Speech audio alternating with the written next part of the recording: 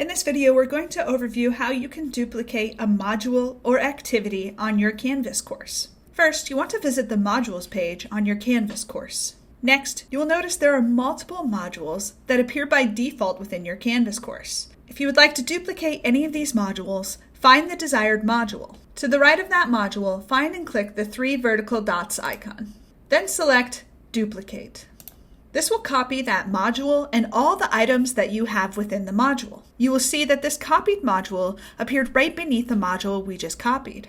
The first thing I want to do is find the title of my copied module, and off to the right, find and click the 3 vertical dots icon. Next, I'm going to choose Edit.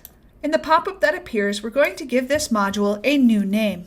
Once we have our name set, find and click Save. You'll see that our module has now taken on the new name. Additionally, we can edit any items within the module by clicking into that item and then selecting Edit on the top right. Finally, you can move any module to a different location by finding the module title and moving your cursor to the left of that title. You want to move your cursor until it turns into a crosshair icon. Click and drag that module where you'd like it to go on your modules page.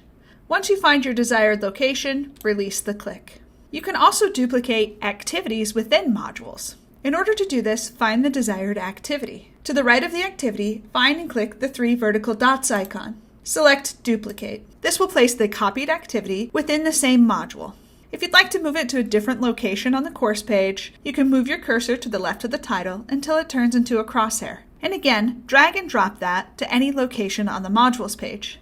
You will want to make sure to edit your copied item. To do that, click into the copy and press Edit in the menu to the top right. Make all of your desired changes, and then be sure to press Save.